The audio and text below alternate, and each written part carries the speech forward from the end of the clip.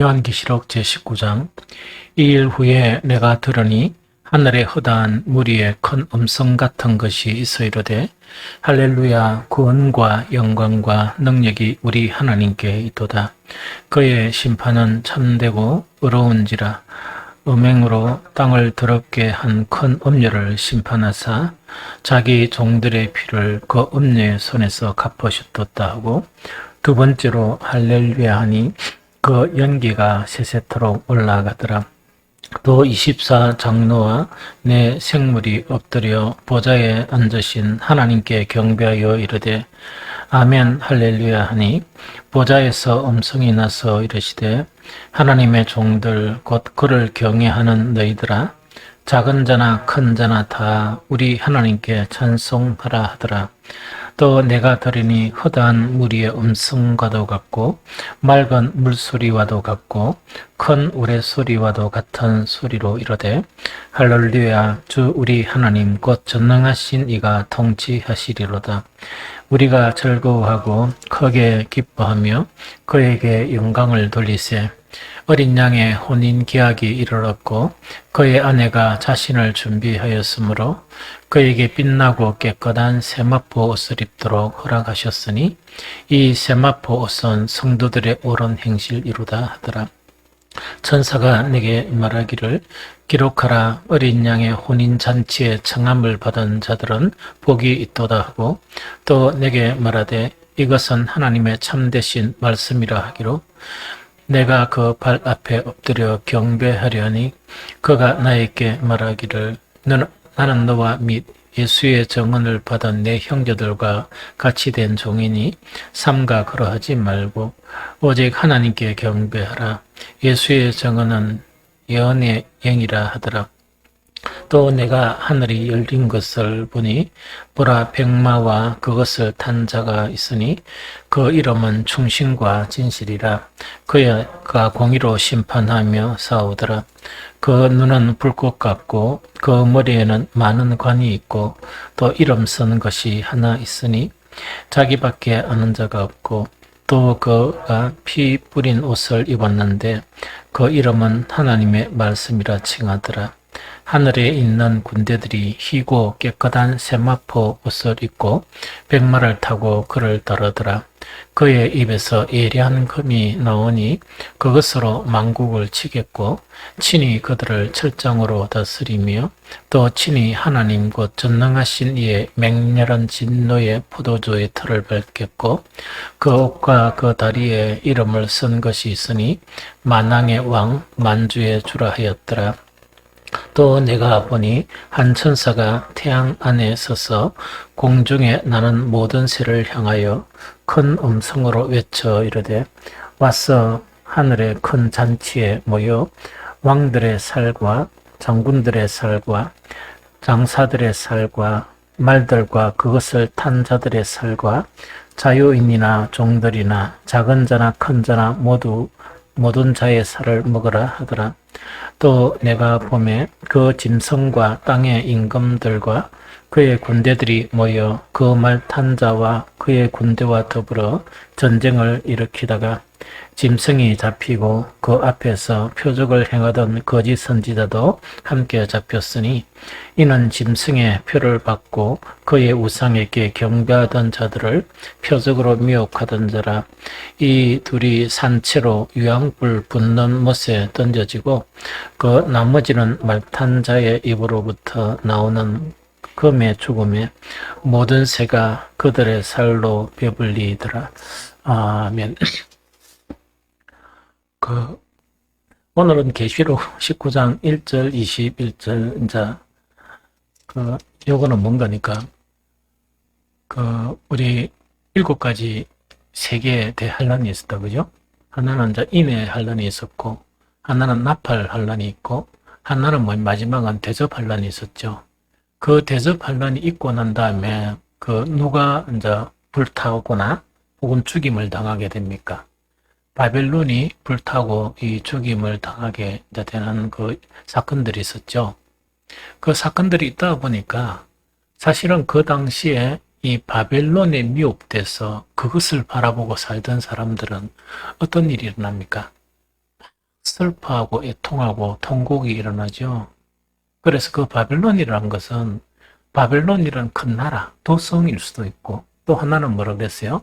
그 도성에 있는 하나님과 이 반대되는 즉 성도들을 미혹하고 이 성도들의 이 믿음과 마음을 빼앗아 버리는 여러 가지 이제 것들, 문화들이나 또한 여러 가지 이 유혹하는 그런 것들, 그것들이 이 바벨론이라고 그랬죠. 그러다 보니까 이 바벨론이 불타다 보니까 이 많은 그런 계층의 사람들이 막 크게 우는 거예요. 그게 이제 왕들, 그 각 제왕들이 막 우는데 이 제왕 권력이 많다 보니까 이 세상의 사치나 이 세상의 보석이나 이 세상의 화스러운 것들을 잔뜩 가지고 있잖아요. 그것이 사라지다 보니까 그것이 정말 이 전부인 줄 알고 가장 귀한 것인 줄 알고 이렇게 살다 보니까 그것이 불타서 없어져 버리니까 또 그 도성에 있는 정말 이 사탄이 예수님께 내 영광을 봐라. 이 세상에 그런 영광 있죠. 아주 영광된 그런 건물들이나 그런 제도들이나 이런 것 자체가 일거이 다 무너지다 보니까 왜 됩니까? 그 재앙들이 막 울게 된다 그랬죠. 그 다음에 또 누가 울게 됩니까? 또 어떤 부류가 우는 거니까 이 장사하는 사람들, 그 장사하는 사람들이 뭐냐? 사람들의 그런 것을 이렇게 이용을 해가지고 사치품을 막 이렇게 고가에 매매를 하고 이윤을 남기고 여러 가지 그런 장사하는 사람들 있죠. 그래서 장사의 터전 자체가 하루아침에 없어져 버리니까 막 운다 그랬죠. 그 다음에 하나가 더 뭔 거니까 옛날에는 비행기가 없다 보니까 모든 그런 이 화품이나 이것들은 수입을 하는데 무엇으로 수입을 합니까? 이게 이제 선박으로 수입을 하죠. 그러니까 선원들이나 또한 오늘 같은 선사, 이에 종사하는 그런 많은 사람들이 막 슬퍼하고 그 다음에 그곳에서 그런 것으로 인생을 살던 모든 사람들이 이래 슬퍼하고 애통하는 그런 것 자체가 우리 19장까지 보니까 곳곳에 이제 그런 내용이 있었죠. 대표적 보니까 계시록 18장 9절에 그와 함께 음행하고 사치하던 땅의 왕들이 그가 불타는 연기를 보고 위하여 울고 가슴을 치더라. 막 이런 현상이 나타나요. 또 요한계시록 18장 11절에 보니까 땅의 상인들이 그를 위하여 울고 애통하는 것은 다시 그들의 상품을 사는 자가 없음이니라. 일단은 자기 직업이 완전 없어져 버리니까 막 울고 그 다음에 또 보면은 이 선박에 관계되는 그런 사람들, 무역업하는 사람들 있죠. 그런 사람들이 막 울고 막 이렇게 애통하고 하는 그런 부분입니다. 그런데 이제 그 계시록 19장에 딱 보니까 그와 정반대대로 대비가 어떤 일이 일어나는 거니까 그 할렐루야 찬양, 하나님을 찬양하라, 또한 주님을 찬양하라. 이 할렐루야 찬양 자체가 찬양에 대한 그 환상을 또 요한이 보게 되는 거예요. 그러면은 한쪽에서는 뭡니까? 가슴을 치고 막 울고 또한 그에 대비해서 다른 쪽에서는 어떤 현상이 일어나는가? 하나님을 찬양하는 정말 하나님을 찬양하는 그 찬양 자체의 환상을 보는 것이 읽었던 19장에 보면 1절에서 6절까지 있었던 현상이 그 현상이 있다는 이야기죠. 그런데 그 할렐루야 찬양, 즉 하나님을 그렇게 이제 모든 세상 끝, 예수 그리스도께서 도래하시기 직전, 재림하시기 직전인데 이 찬양이 막 일어나는데 이 찬양 자체가 사실은 1절부터 6절에 보면 세 이 계층에 있어서 이 찬양이 막 일어나요. 그래서 바벨론에 미혹되어서 정말 그와 함께 음행했던 모든 그런 자들은 통곡하고 이렇게 슬피 울고 가슴을 치는데 또 한 부분에서는 뭔가니까 하나님을 찬양하는 그 찬양 자체가 일어난다는 그 이야기죠. 그래서 그 찬양 자체가 이 세 개의 계층에서 일어나는데 첫 번째, 하늘의 허다한 무리가 찬양하는 것을 보게 됩니다. 요한이. 그래서 그것은 19장 1절 2절에 보니까 여러분들 눈으로 읽어보면 되겠죠. 이 일후이란 거는 뭡니까? 이 엄녀인 바벨론이 불타버리고 무너지는 정말 이 일후에 내가 들으니 하늘의 허다한 무리의 큰 음성 같은 것이 있어 이르되 할렐루야 구원과 영광과 능력이 우리 하나님께 있도다. 그의 심판은 참되고 어려운지라 음행으로 땅을 더럽게 한 큰 음녀를 심판하사 자기 종들의 피를 그 음녀의 손에 갚으셨다 하고 이렇게 되어 있죠. 그래서 이 음녀가 이렇게 이제 망하고 또 음녀가 불타는 것을 보면서 하늘의 허다한 무리가 막 이렇게 찬양을 한다는 얘기죠. 그런데 이 하늘의 허다한 무리가 무엇일까? 이거는 잘은 모르겠지만 아마 하늘에 있는 그런 이 수많은 그 숫자를 셀 수 없는 그런 천사들이 아니겠느냐 하는 것이 아마 타당한 그런 해석일 것 같다 하는 생각이 듭니다. 왜냐니까 또한 이게 이제 천사들이 막 찬양을 하면서 또 환상을 보니까 또 찬양하는 다른 이 분들이 계셨는데 그분이 뭡니까? 아주 유명했던 24장로와 내생물. 그렇죠? 이 계시록에 보면 이 나타났던 24장로와 내생물이 있죠. 그래서 이것은 계시록 19장 3절 5절에 보면 나타나 있어요. 두 번째로 할렐루야 하니 이제 첫 할렐루야 찬양하는 그 하늘이 아마 그 천사들의 그런 찬양을 듣게 되었고 또 두 번째는 뭐냐 24장로와 내 생물의 그런 찬양을 듣게 되는 거예요. 그것이 묘사된 것이 뭔가니까 3절에서 5절입니다. 두 번째로 할렐루야 하니 그 연기가 세세토록 올라가더라. 이때 연기는 어떤 연기인가 하니까 하나님의 임재가 나타날 때 그 연기가 아니에요. 이때 연기는 하늘로 올라가는 연기는 바벨론이 패망하면서 불타는 그 연기를 이야기합니다. 이게 무슨 말겠죠? 바벨론이 불타서 그 연기가 올라가는, 그럼 세세토록 올라간다는 것은 어떤 의미인가 하니까 철저하게 이제 부서지고 망해서 올라가는 그 연기를 묘사하는 것이 이것이다. 이렇게 생각하면 되죠. 올라가더라. 또 24장로와 내 생물이 엎드려 보좌에 앉으신 하나님께 경배하여 이르되 아멘 할렐루야. 역시 할렐루야 찬양을 하죠. 아멘 할렐루야 하니 보좌에서 음성이 나서 이르되 하나님의 종들 곧 그를 경외하는 너희들아 작은 자나 큰 자나 다 우리 하나님께 찬송하라 하더라 하는 이야기죠. 그러면은 제일 처음 찬양은 그 할렐루야 찬양 자체는 천사들에 의한 그런 찬양 같으면 두 번째 찬양 자체는 24장로와 내 생물이 정말 아멘 할렐루야 하면서 하나님을 찬양을 하는 거예요. 그래서 하나님의 보좌에서 이제 음성이 들리면서 뭐라느냐니까 이때는 하늘에 있는 그런 존재들이 아니고 누구에게 그 하나님의 종들 곧 그를 경외하는 너희들아 작은 자나 큰 자나 다 우리 하나님께 찬송하라 하더라 이야기죠. 그래서 이 이제 음성이 들리는 거예요. 그럼 이거는 무슨 말인가 하니까 그리스도인들을 보면 특히 이제 그리스도인들은 이 세상에 이 조롱과 비웃음 이걸 많이 이제 받으면서 살죠. 사실은 그 조롱, 이 고난 또 심지어는 막 순교까지 하고 막 그런 일들이 벌어지죠. 왜냐니까 보이지 않는 하나님을 보고 사는 사람들이니까 믿고 사는 사람이고 또 하나님의 모든 말씀 자체가 이 세상 사람들이 생각하고 판단하는 것하고 대부분 다른 것이거든. 그러다 보니까 이 세상은 만약에 유이 흐르는 물이 막 흘러가듯이 흘러가면 그리스도인들이 정말 하나님을 믿고 사는 삶은 뭐냐? 이 세상대로 흘러가는 삶이 아니고 어떤 삶이라? 그 물을 거스려서 가는 그런 삶이거든.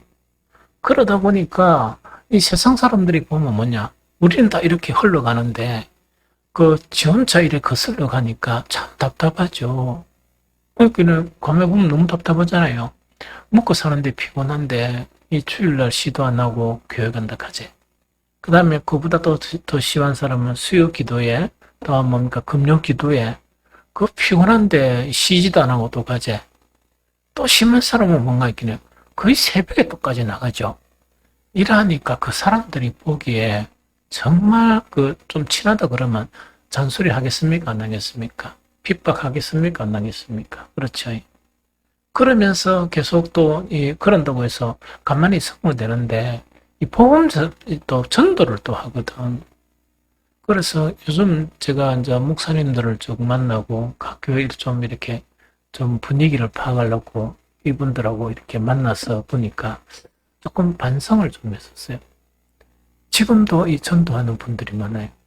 그래서 처음 전도할 때는 막 온갖 욕을 다듬은가 봐요. 그때 매스컴에 뭐냐니까 지금 이 시국에 교회 나가라고요? 이러면서 엄청 욕도 하고 막 이제 했는가 봐요.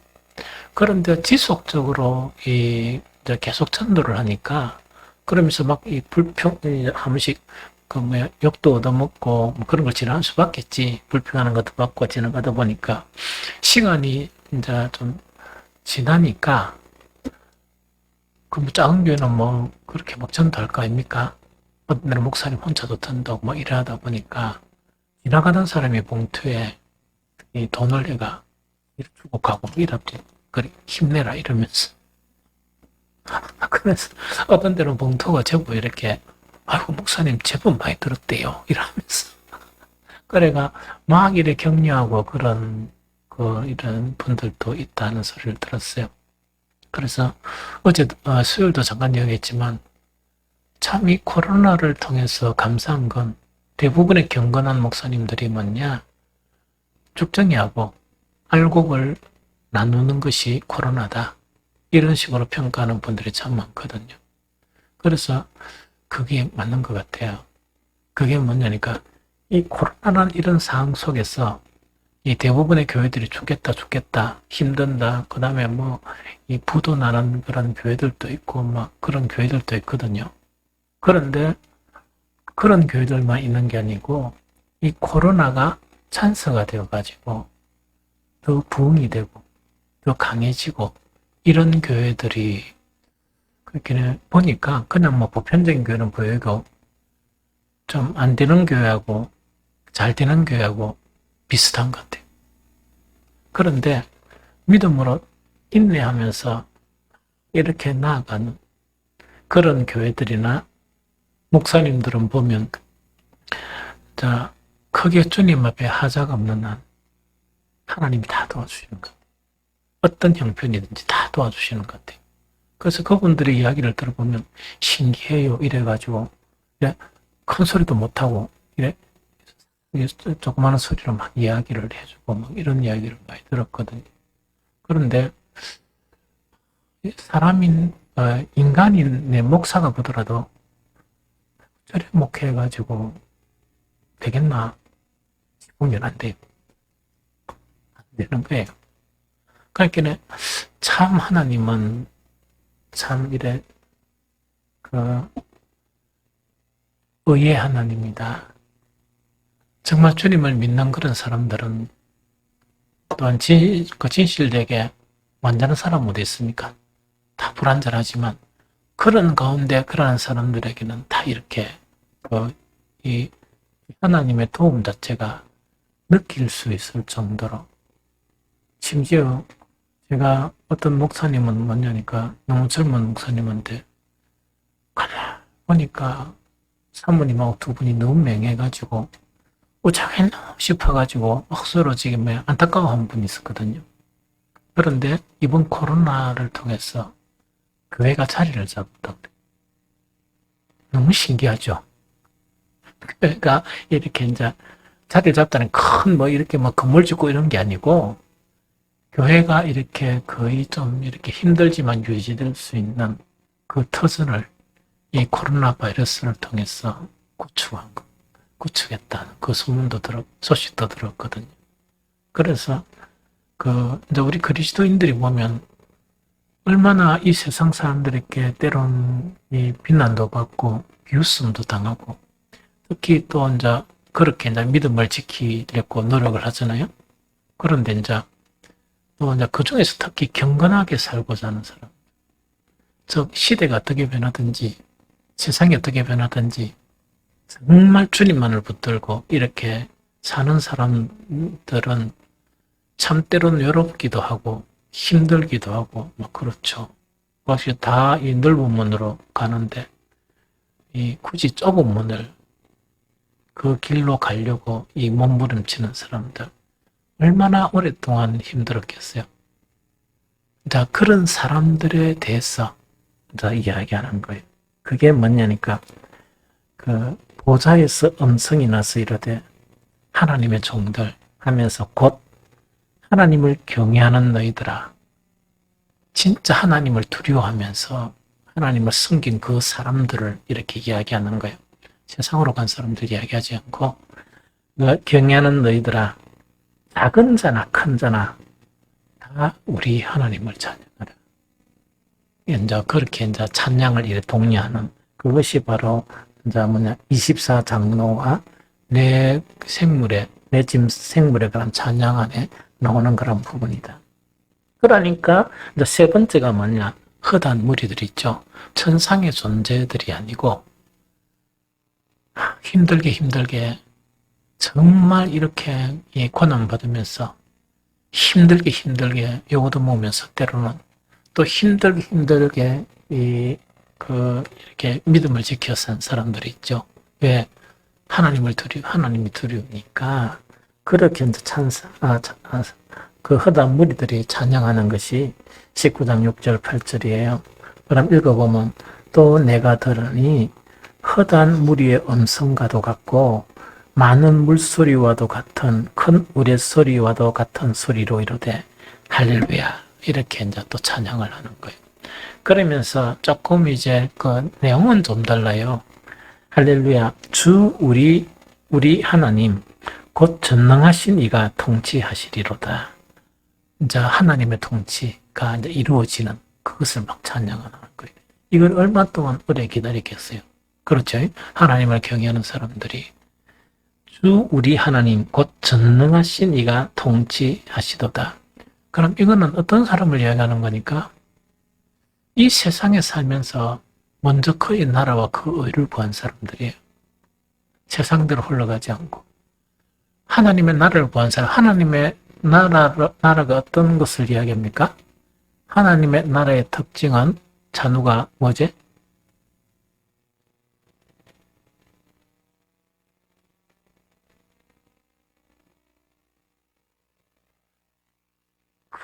그렇지. 그 하나님의 나라라는 것은 뭐냐? 하나님의 통치가 이루어지는 것을 하나님의 나라라는 거예요. 이걸 갖다 참 잘 설명한 게 주님 가르친 기도죠. 주님 가르친 기도를 막 이렇게 쭉 하지 말고 한 구절 한 구절 의미를 생각하면서 기도하면 대단한 기도예요. 아주 대단한 기도예요.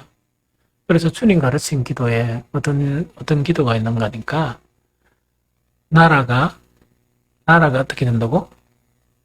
이루어지고 그 다음에 뜻이 하늘에서 이루어진 것처럼 땅에서도 이루어지다. 그렇게 해요. 그 기도에 나라가 오게 하시고 하나님의 나라가 속히 오게 하시고 뜻이 하늘에서 이루어진 것처럼 땅에서도 이루어지다 하는 그 이야기입니다. 그러면은 세상 가운데 임하기가 힘들죠. 하나님의 나라는 여기 있다 저기 있다 하고 있다 하지 않고 너희 가운데 있다는 것은 뭐냐니까 우리 안에 내면이란 의미도 있지만 그 의미보다 제자들이 있으면 그 제자들의 관계성 속에 하나님의 나라가 임한다는 그 이야기. 무슨 말 좀 알겠죠? 그러면 그 하나님의 나라가 그 뭡니까? 백스코에 임하겠습니까? 우리 빛과 소금교에 임하겠습니까? 그렇지. 아무리 그 뭡니까? 이래 찬란하고 희망찬란한 해운대 그 있죠? 그런 곳에는 임하지 않아요. 그것은 뭐냐? 바벨론이에요. 바벨론이라는 것은 일시에 무너질 도성들입니다. 그래서 그때 막 우는 사람들이 그것을 이렇게 향해서 살던 사람들은 다 이렇게 애통하는 거예요. 이게 무슨 말겠죠? 그런데 교회가 하나님의 나라가 되려고 그러면 그 가장 기본적인 것이 한 사람 한 사람이 자기를 부인해야 돼. 자기 부정을 할 줄 알아야 돼. 자기를 부정하고 오로지 하나님의 뜻 있죠. 그 뜻에 순종을 해야 그러면 한 사람 한 사람이 순종하면 모두 다가 순종하죠. 그게 하나님의 통치야. 그렇게 되면 왜 되는가? 건물 자체가 변하는 거 아니야. 이 교회 뭐 건물을 뜯어가지고 뭐 아름답게 이렇게 건축하는 게 아니고 이 보이지 않는 그 교회에서 하나님의 나라가 임하게 되는 거예요. 그래서 건물은 적당하면 돼. 적당하면 돼. 우리 교회 이 시설은요, 잘은 모르겠습니다만은 한 1000명까지 성도가 있다 손치더라도 적당해. 내가 보는 건 좀 빚 좀 세는 것만 이렇게 고치면 돼. 그럼 하면 된다는 이야기지.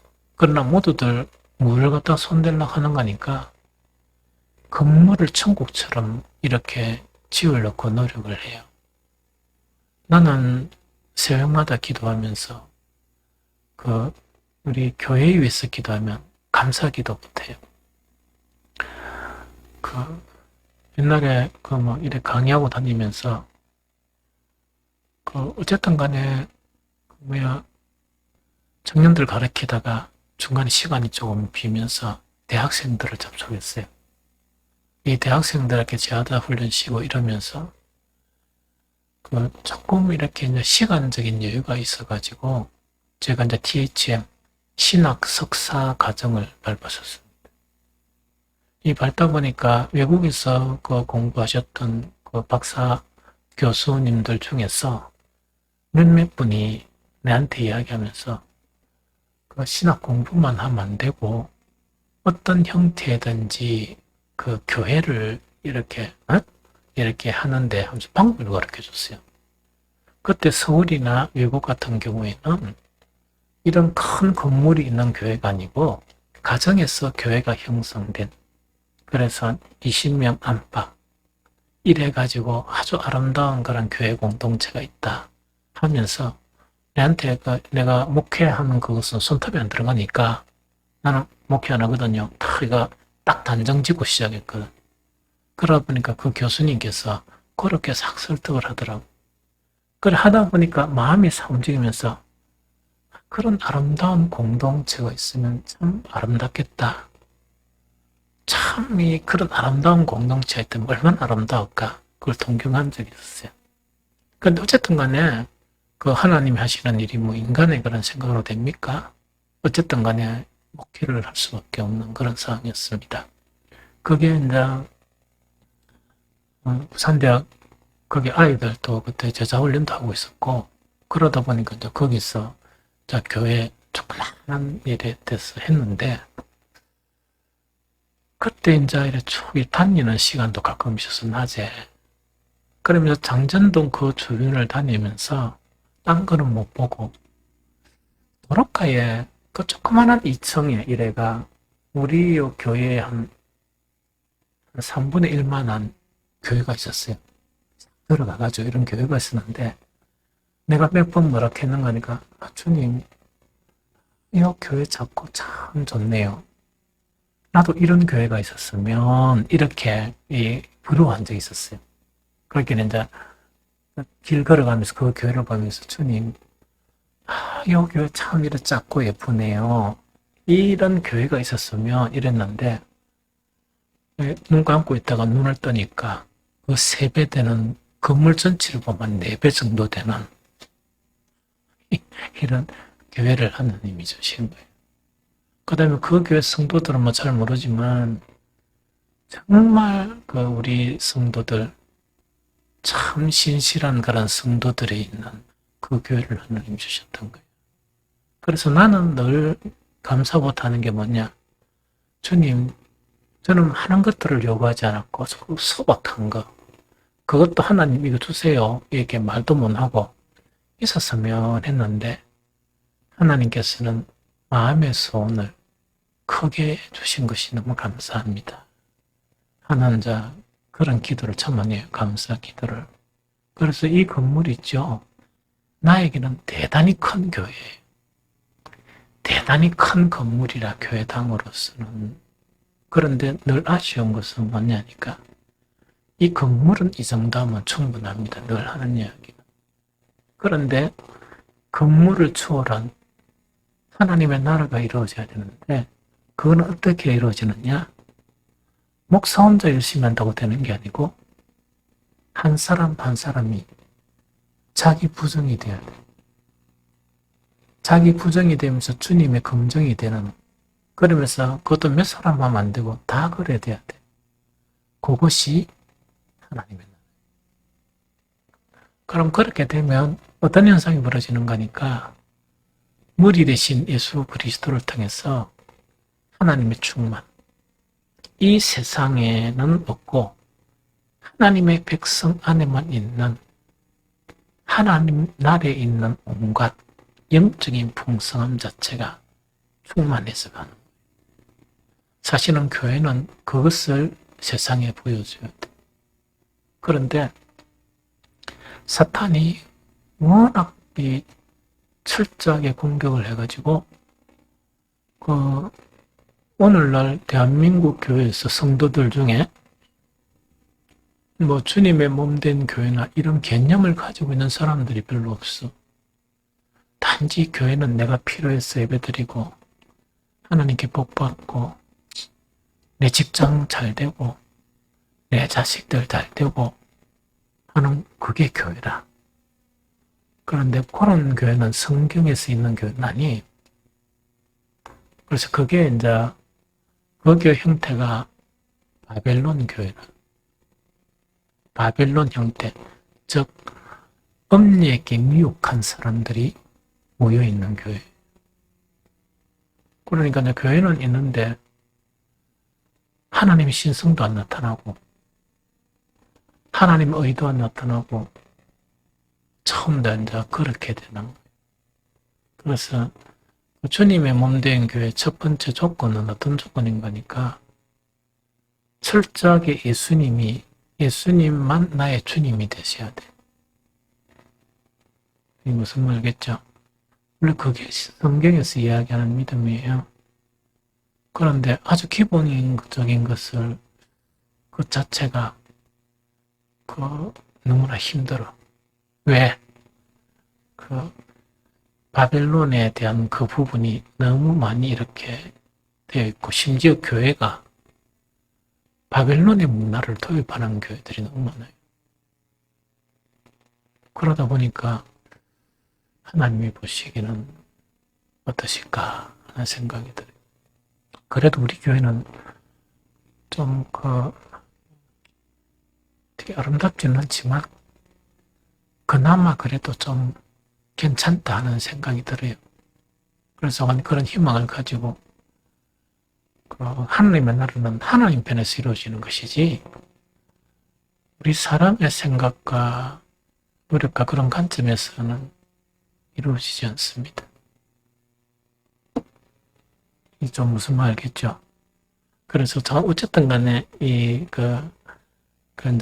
허다한 무리들, 그래서 이제 하나님의 보좌에서 이제 하나님을 경외하는 자들아 하나님을 찬양하라 이렇게 명령을 하니까 허다한 무리들이 제일 첫 번째 찬양이 바로 뭐냐니까 할렐루야 주 우리 하나님 곧 전능하신 이가 통치하시리로다. 얼마나 속에 소원이었으면 얼마나 뭡니까 이 큰 소망이었으면 이 찬양이 일어나겠어요. 그렇죠? 이제는 이 허잘데없는 그 사람들의 생각이 있죠. 주장 그게 아니고 하나님의 통치가 이제는 시작이 되구나. 하나님의 통치가 이루어지구나 하는 그 이야기 있죠. 이제 그것을 가지고 이래 전능하신 이가 통치하시리로다. 우리가 즐거워하고 크게 기뻐하며 그에게 영광을 돌리세. 이렇게 찬양하는 거예요. 그러면서 그 뒤에 찬양이 있죠. 이것이 이제 어린 양의 혼인 계약이 이르렀고 그의 아내가 자신을 준비하였으므로 8절 그에게 빛나고 깨끗한 세마포 옷을 입도록 허락하셨으니 이 세마포 옷은 성도들의 옳은 행실이로다. 이렇게 되어 있죠.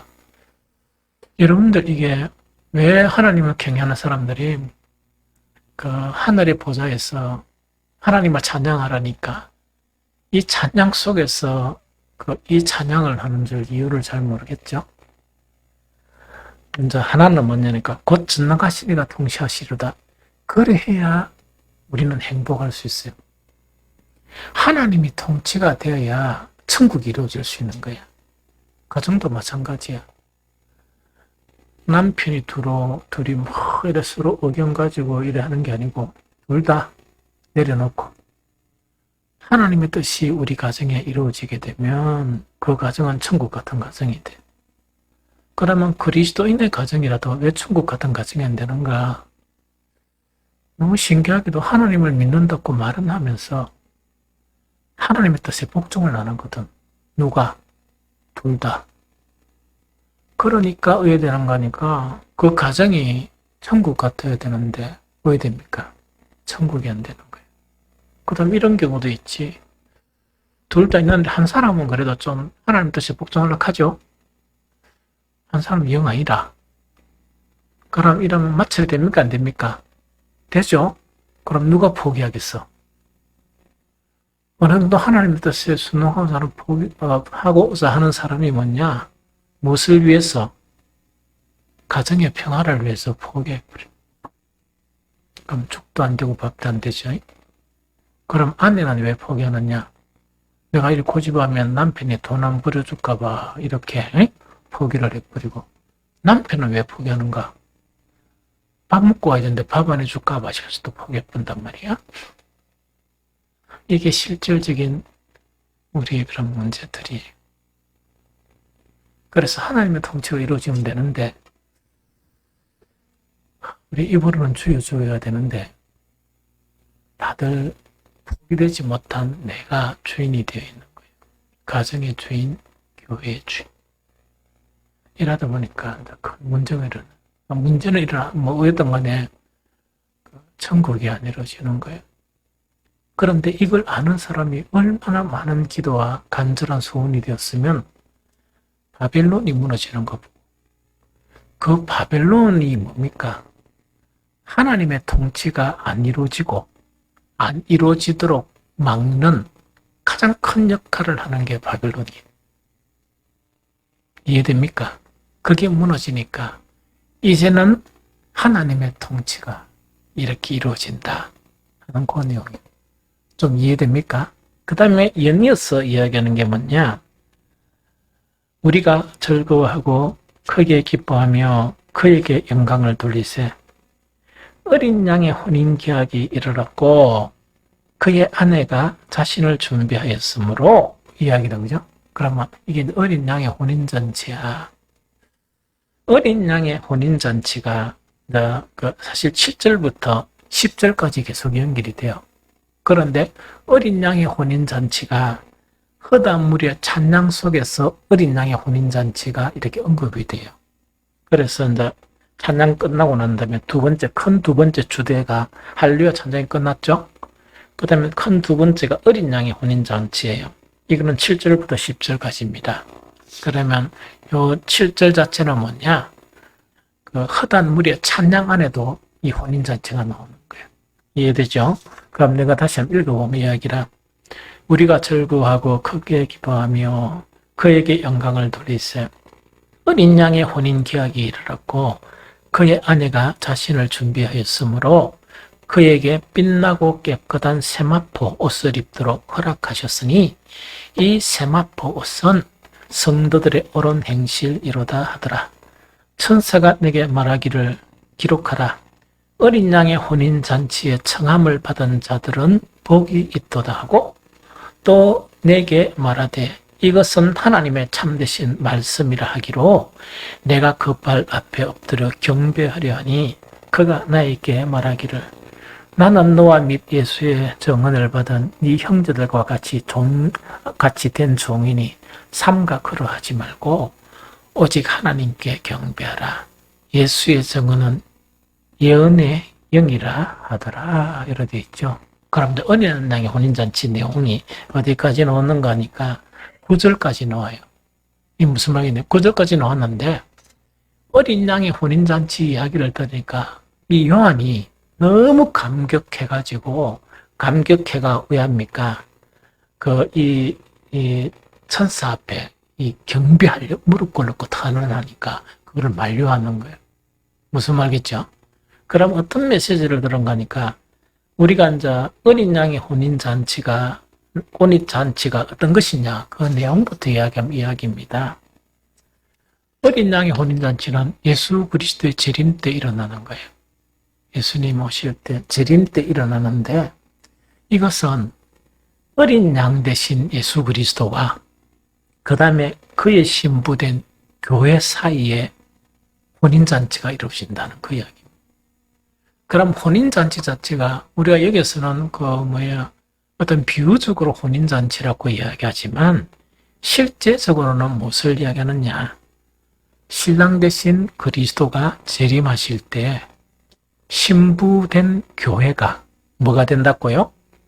완전한 연합이 이루어진다. 그거를 이야기합니다. 완전한 연합이 이루어진다는 그거를 이야기합니다. 그래서 이 그리스도와 교회의 연합을 어린 양의 혼인잔치라고 이렇게 비유를 한 것은 왜 그러냐? 교회는 예수님께서 왜였습니까? 친히 자신의 피로 값주고 사신 그의 가장 귀중한 신부다. 늘 이야기했죠. 예수님의 몸된 교회 이야기할 때.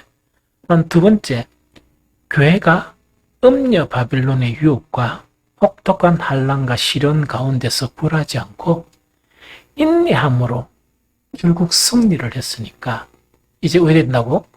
땅의 세력이 이제 끝이 나니까 누구와? 그 예수와 합일이 되는 하나가 이루어지는 그걸 이야기해요. 그럼 이걸 조금 좀 부연해서 설명한 이야기다, 그죠? 늘 목사가 간간히 이야기하는 거는 뭡니까?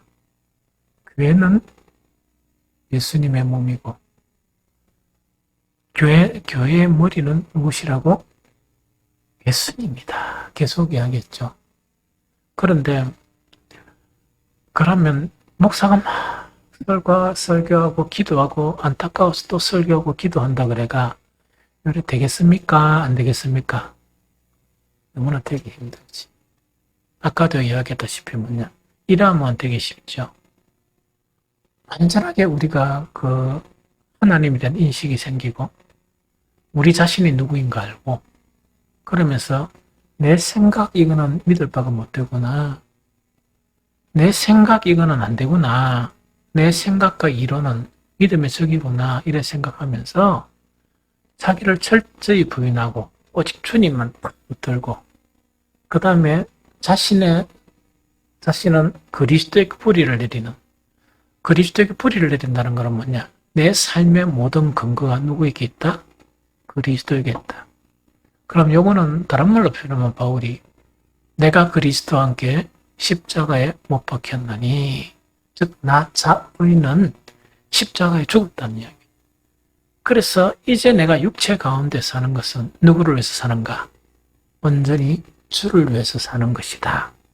하는 이런 고백 자체가 있는 사람들이 이 한 20명이 다 형성이 돼가 교회가 된다. 그럼 그거는 뭐냐? 이미 예수님 오시기 전에 거의 뭡니까? 예수님의 몸된 교회가 성취되어서 나가는 거예요. 그래서 계속 기도하면서 또 이야기하면서 뭐냐? 예수님의 몸된 교회가 완성되게 해주십시오 하는 게 목사의 기도야. 왜? 그래야 교회는 진짜 교회가 되니까. 그래야 교회는 이 세상이 보지 못하는 천국 자체를 보게 되니까. 그래야 교회는 뭐냐? 이 땅에 살면서도 뭐 한다고? 저 미국에 보면 한인타운 같은 데 가면 한국말도 하고 짜장면도 있고 뭐 한국 음식도 다 있고 막 이래 있단 말이야. 그럼 미국에 살지만은 뭐 어디 사는 것 같아? 땅덩어리는 미국 땅덩어리지만 한국에 사는 것 같지. 그 다음 일주일은 늦지만은 방송 한 프로그램이나 드라마 같은 거 뭡니까? 가지가가 일주일에 보는 거야. 시간만 일주일 편차가 있지 한국 사회나 비슷하죠? 또 거기서 한인방송에서 틀어준단 말이야. 비슷하죠? 세상에는 그렇게 살 수 있단 말이야. 그런데 우리의 시민권은 하늘에 우리 시민권이 있죠. 그런데 뭐냐, 음녀인 바벨론에 미혹을 받게 되면 어떻게 한다고? 그게 끊어져 버리는 거야. 그게 끊어지다 보니까 속아 살면서 뭐냐, 뭐 이 교회만 왔다 갔다 하면 되는가 보다 이런 거 있죠. 그러다 보니까 더 이상이 안 되는 거예요. 그럼 이상한 사람이 돼. 미국의 대부분의 한국 사람들은 한인타운에 살아. 그래서 거기서 막 이렇게 한 번씩 모이고 이러는데 분명히 겉모습은 한국 사람인데 완전한 미국 삶을 사는 사람이 있단 말이에요. 그런데 겉모습은 분명히 한국 사람이야. 한국 사람인데 완전하게 미국 사람으로 사는 사람이 있어. 옛날에 한 20년 전에 일본 출장 갔었어요. NSC라 그래가 일본 후쿠오카에 좀 가다 보니까 히카리란 그 일본 그런 관광 대사가 있었어요. 그래서 이제 감독관으로 가다 보니까 거기서 공장장이 이 독대를 낮에는 그냥 이 도시락 먹고 저녁 때니까 공장장이 1대1로 이래 이제 저녁을 이렇게 사주더라고. 그런데 대접을 극진히 하려고 하다 보니까 그것은 깜짝 놀랐어요. 그것은 이제 일본 그 코스가 이렇게 있더라고. 그것도 일본 그 템뿌라도 먹어보고 있다면 마지막에 이 딱딱 음식이 나오는데 그런데 이분이 그냥 안 보내고 뭐냐니까 가로케 갈래요. 가로케 한 값이 가로케가 뭐냐 우리 노래방 있죠. 이게 이제 그때 우리 부산에 가로케 하나씩 들어오고 막 이런 상황이었어요. 그런데 오리지널 일본 가라오케에 갔는 거예요. 그래 가라오케 가가지고 그거는 뭐냐니까 우리처럼 밀폐된 공간에 가는 게 아니고 바가 쭉 있으면 사람들이 앉아가 서로 막 이렇게 서로 아는 사람 인사도 하고 같은 동네 사람이니까 이래요. 그런데 바가 쭉 있으면서 누군가가 이 노래를 신청하면 이 노래를 부르는 거예요. 그래서 내보고 그 양반이 노래 한 곡 부르래. 아무리 생각해도 아는 노래가 없어. 그런데 뭐 계속 듣다 보면 돌아와요 뭐 이따가 부산항에 그 일본에 분이 있더라고. 그것도 보니까 이거는 부르겠다 해가지고 또 부르니까 너무 노래 잘한다고 이 사람이 자랑하고 싶어. 다른 가로케로 또 갔어. 근데 부를 게 없는 거야. 부를 게 없어서 또 갔는데 나 그 이야기 하려는 게 아니고 거기서 딱 갔는데 자기 친구들이 싹 들어오는 거야. 그 친한 친구들이 탁 들어오면서 일본 장년층의 사람들이 싹 들어오더라고. 딱 했는데 한 사람하고 내가 눈이 딱 맞았었어요. 신기하게. 그런데 너무 신기한 거는 아직 내 소개를 안 했거든. 안 했는데 그분도 움찔하더라고. 움찔해요 이상하게. 내가 그걸 느꼈거든. 나도 딱 보면서 저 사람 한국 사람이다. 딱 느껴지더라고. 그런데 움찔하고 이러면서 그냥 막 인사만 하고 이렇게 딴 자리에 이제 앉았는데 그 가로케는 좀 더 컸어요. 그래서 앉았는데 그 내 접대하던 분이 살짝 뭐라고 하는 거니까 저 사람 있죠. 내가 딱 보고 움찔했다는 사람 있죠. 저 사람 골프를 너무 잘 친대. 그런데 우리가 알기로는 한국 사람이다고 우리는 그냥 이렇게 알고 있다. 그 이야기. 그 일본으로 귀화했는데 왜 했답니까? 그 일본 사람으로 사는 거예요. 철저히 인구 일본 사람으로 사는데 이상하게 내가 그 있었는데 내를 딱 보면 움찔하고 나 딱 보면서 딱 편집감이 있다니까. 저 사람 한국 사람이다. 이렇게 딱 느껴지던. 그래서 거기서 이제 부유하게 그 다음에 이 사람도 뭐 제법 그 히카리 공장의 공장장이었으니까 그 친구들이니까 그렇겠죠. 그러니까 자리를 잡고 그래 사는가 봐요. 그런데 이제 이거 이제 바로 요 이야기라. 우리 그리스도인들도 보면 진짜로는 하나님 우리의 신분은 뭐냐? 우리는 그 진짜 국적이 됐냐? 시민권은 하늘에 있어요.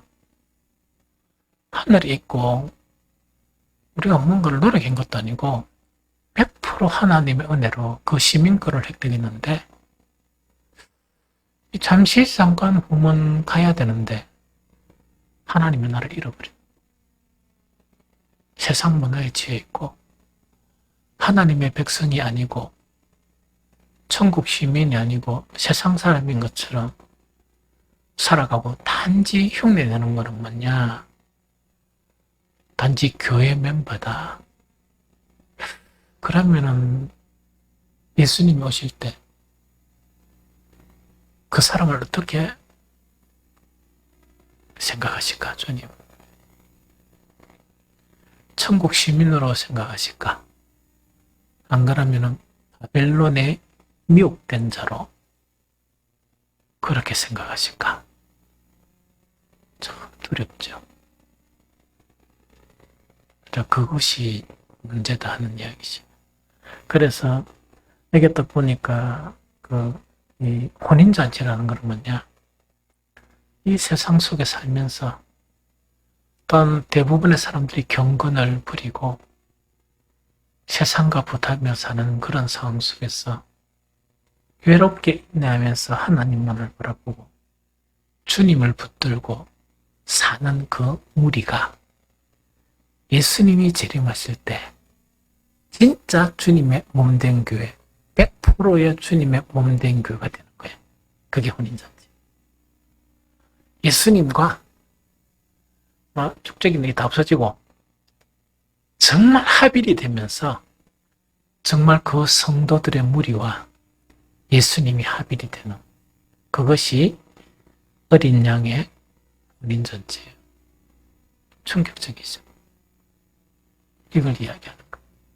이 무슨 좀 알겠죠? 그럼 두 번째, 어린 양의 혼인잔치 같으면 예수님은 뭐 준비하실 일이 있습니까? 없습니까? 없죠? 그런데 신부되는 교회가 좀 준비를 해야 되잖아. 성도들이 준비해야 되죠.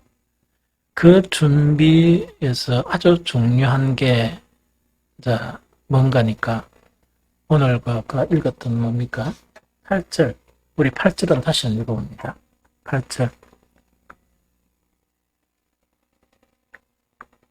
자, 시작. 그에게 빛나고 깨끗한 세마포 옷을 입도록 허락하셨으니 이 세마포 옷은 성도들의 옳은 행실이로다. 한 번 더 읽읍시다. 시작. 깨끗한 세마포 옷을 입도록 허락하셨으니 이 세마포 옷은 성도들의 옳은 행실이로다 하더라. 아멘. 이야기다. 그죠? 자, 가장 중요한 겁니다, 이게. 혼인잔치에 참여해야 되는데, 예복은 없으면 혼인잔치에 참여를 못 합니다. 이게 무슨 말이겠지? 그래서 그 예복이 뭐냐? 흰 세마포 옷이. 그러면 깨끗한 세마포 옷이 있죠.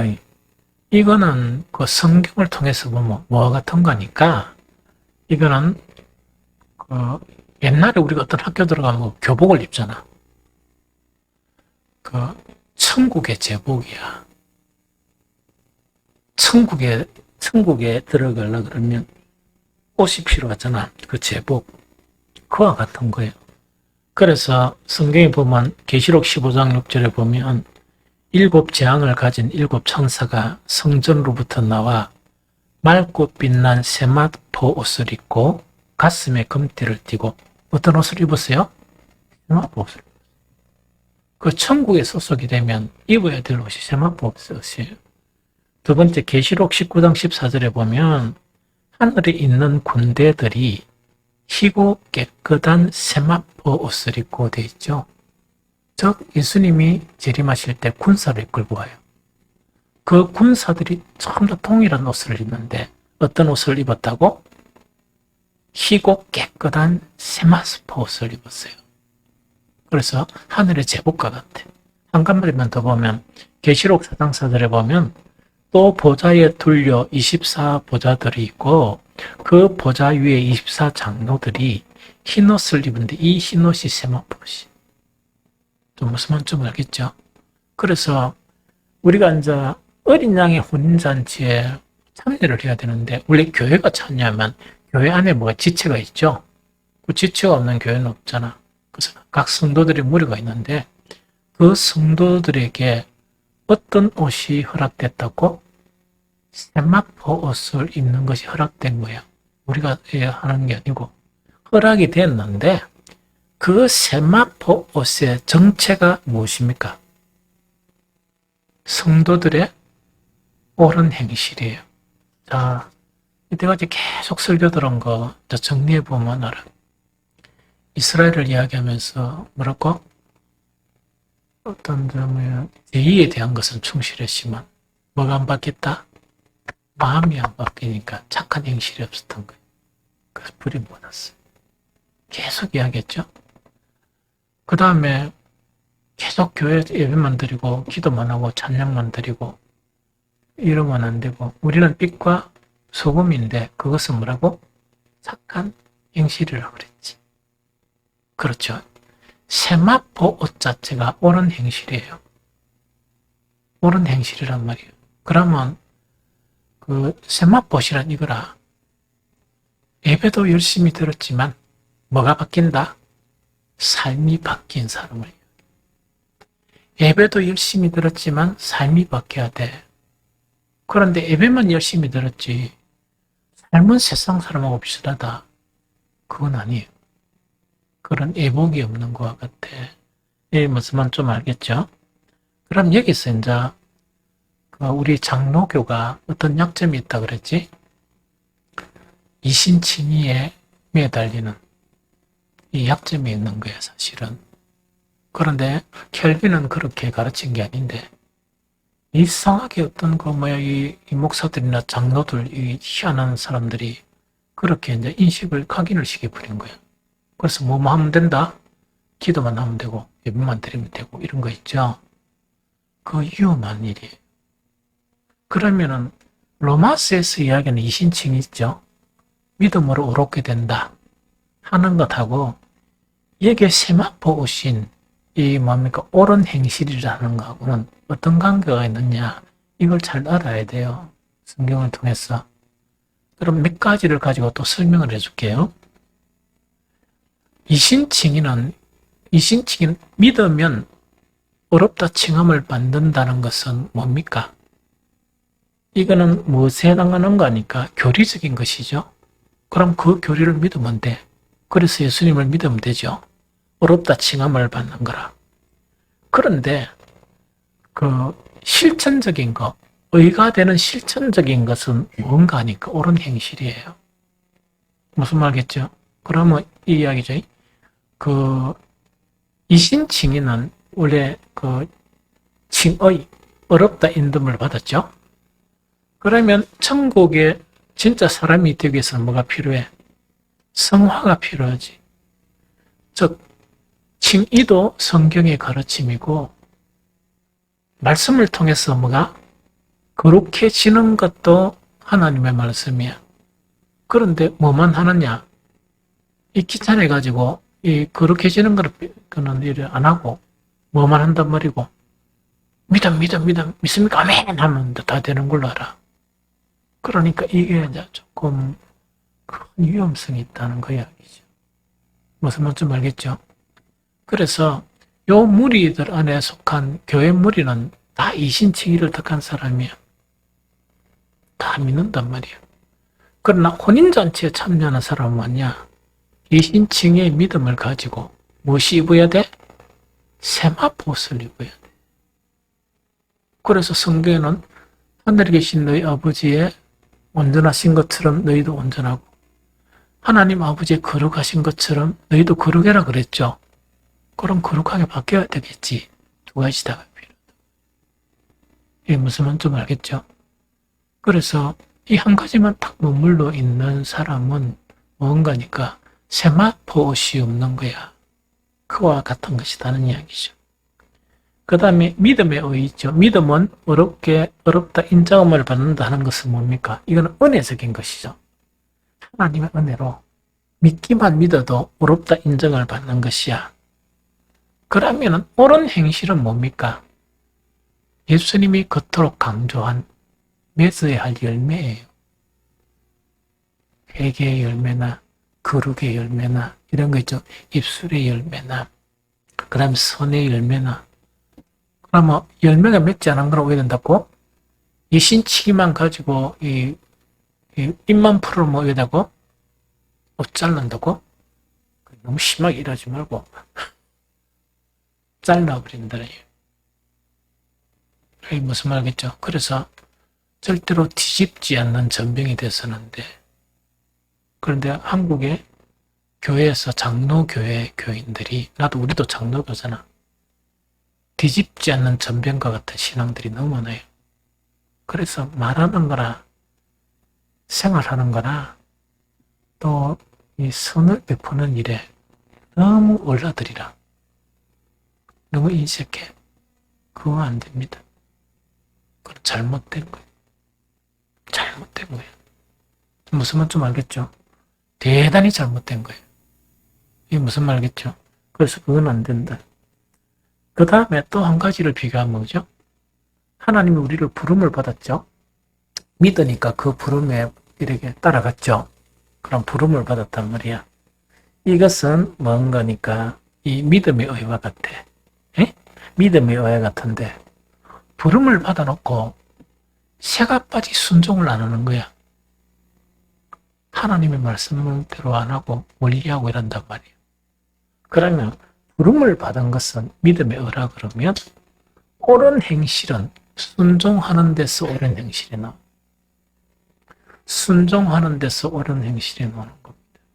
그래서 이거는 두 가지 다 필요하다, 두 가지 다 필요 없다. 반드시 필요하다. 반드시. 이 무슨 말인지 좀 알겠죠? 그래서 혹시 너무 장로교에 오래 있다가 그게 잘 안 되면 바꾸세요. 바꾸시오. 이게 무슨 말이겠죠? 그거 안 바꾸면 안 돼. 바꿔야 돼. 바뀌어야 합니다. 말도 바뀌고 생각도 바뀌고 욕심도 버리고 성경이 다 요구하고 있잖아. 욕심을 안 버리면 바벨론 음녀에 미혹돼 버려. 그러면 바벨론이 불탈 때 가슴 치는 거야. 찬양해야 되는데. 이게 무슨 말 알겠죠? 그래서 아주 중요합니다. 오늘 그 계시록 19장 요것만 하고 좀 마칠까? 계시록 19장 보면 어떤 내용이 있는가니까 혼인잔치가 두 개가 있어. 잔치가 두 개 있어. 하나는 어린 양의 혼인잔치, 지금 이야기했던 거 있죠? 요 잔치가 있어. 그런데 다른 잔치가 하나 있어요. 그게 어디 있는가 하니까 계시록 19장 17절을 다시 읽어봐. 계시록 19장 17절.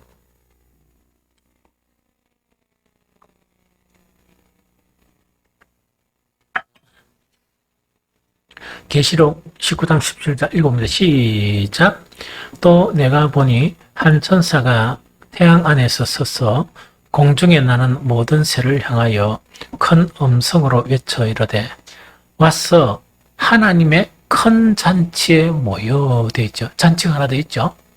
하나는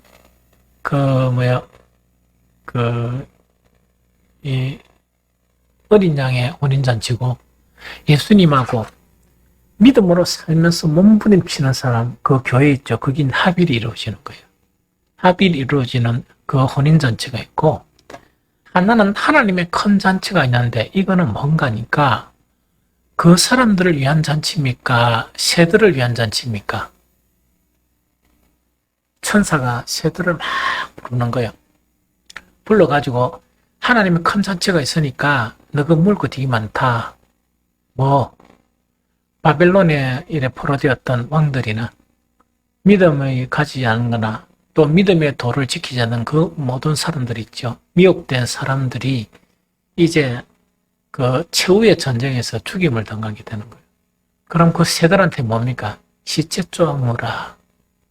그 시체 쪼아 먹는 것을 하나님의 큰 잔치로 비유한 거예요. 끔찍하죠? 그래서 이 세상 모든 사람은 두 표로 나눠지는데 하나는 뭡니까?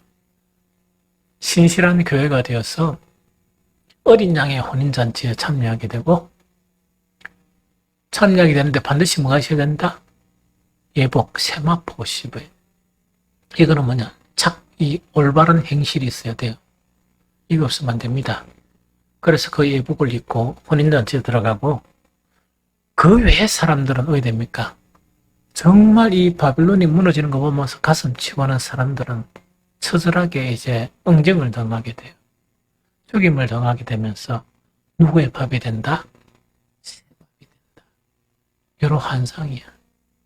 그래서 그 하나님의 큰 잔치란 거는 새들을 위한, 그 사람들의 시체를 쪼아먹기 위한 새들을 위한 그런 잔치가 바로 하나님의 큰 잔치다. 그래서 내용을 보니까 또 내가 보니 한 천사가 태양 안에 서서 공중에 나는 모든 새를 향하여 큰 음성으로 외쳐 이르되 와서 하나님의 큰 잔치에 모여 왕들의 살과 바벨론을 막 주황했던 이 세상의 것을 탐했던 왕들이 이제 죽었으니까 살이죠, 살점. 이때 살이는 살점, 살과 장군들의 살과 그 다음에 장사들의 살과 말들과 그것을 탄 자들의 살과 자유인들이나 종들이나 작은 자나 큰 자나 하나님을 믿지 않았던 모든 자들의 살을 먹으라.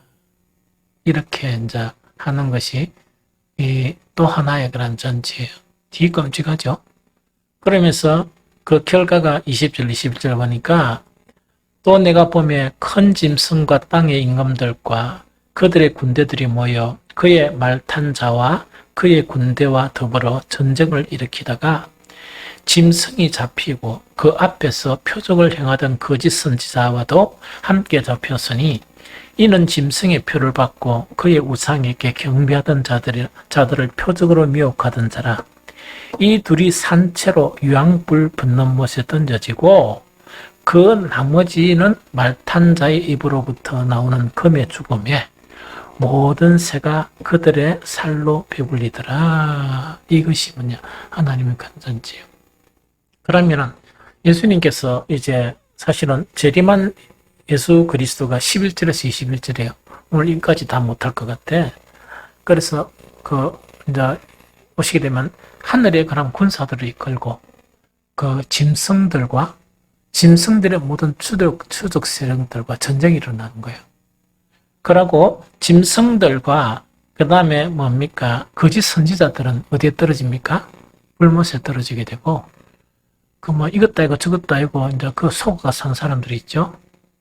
이 사람들은 그 말탄자 입에서 나오는 금, 즉 말씀을 통해서 다 죽임을 당해요. 말씀이란 거 뭡니까? 이런 자들은 심판을 받고 하는 거 있죠. 그게 다 이루어져 가지고 그 말씀대로 심판을 다 받게 되고 그 시체를 새들이 쪼아먹는 이런 현상이 일어난다. 이것이 요한이 본 환상이에요. 그래서 한 가지가 더 있는데 예수님의 그런 재림의 모습이 있죠. 그러면 요거는 뭐냐? 17절에서 21절까지는 재림한 예수 그리스도와 그 당시 짐승과 그의 세력들과 전쟁이 벌어지면서 일어나는 것이 17절에서 21절이고 그 중간에 11절에서 이제 21절에 보면 그 예수 그리스도께서 재림하는 환상이 나타나요. 그거는 다음 주에 이렇게 하는 게 시간상 좋겠다 하는 생각이 듭니다. 이해가 되죠?